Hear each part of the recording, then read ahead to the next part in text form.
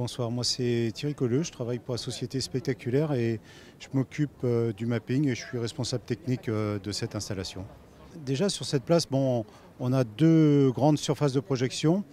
La première, la mairie, avec 5 vidéoprojecteurs, des Barco 26 000 lumens, avec une résolution de 1920 par 1200. Et une autre partie, derrière moi, le musée qui est composé de 6 machines équivalentes, en sachant que 3 machines couvrent à peu près 100 mètres carrés. Et là maintenant, je vais vous montrer les coulisses de l'installation et voir comment on paramètre tout ça. Là, on est rentré donc dans une des cabines de projection. On a 3 machines pour projeter sur la moitié du bâtiment, pour le musée. Ici, on a donc les différents médiaserveurs qui vont nourrir les machines en images.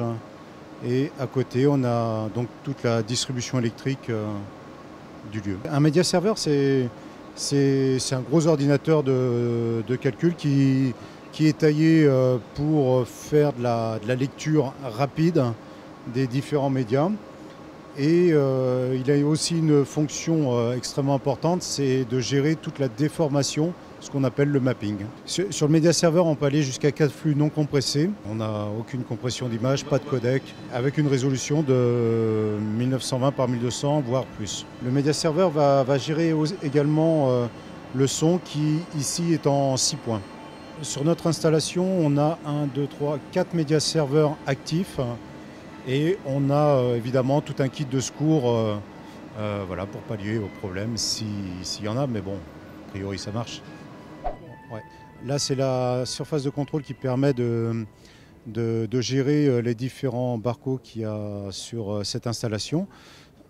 À partir de là, on peut travailler la colorimétrie de chaque machine et les différents paramètres de réglage physique pour l'objectif et puis des différents fichiers qui vont nourrir la machine. Alors après, on a un autre logiciel qui permet d'ajuster au pixel près la déformation de chaque serveur qui va nourrir les projecteurs en images.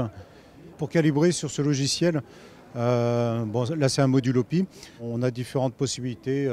On peut envoyer donc différents mires de calage pour effectuer un réglage encore plus fin. Et donc ça c'est un travail qu'on effectue évidemment la nuit et qui est un travail un petit peu long. Voilà. Sur Terre aux Lumières, je m'occupe du son, de la technique son, du mixage des différents orchestres et groupes qu'on a enregistrés, des différents musiciens, et aussi des sound design et du coup de la mise en son sur place, c'est-à-dire la spatialisation des sons et vérifier que tout ce qu'on a enregistré qui marche en studio fonctionne une fois en vrai au milieu de cet espace, on va dire, inhabituel et pas forcément hyper adapté. Sans rentrer dans les détails techniques, ça demande d'être un petit peu créatif. Concrètement, côté matos, c'est un logiciel un peu comme tous ceux qu'on peut trouver en studio de mixage. Et puis là, on n'a pas développé de solution particulière pour ce projet-là parce qu'on a réussi à se débrouiller sans.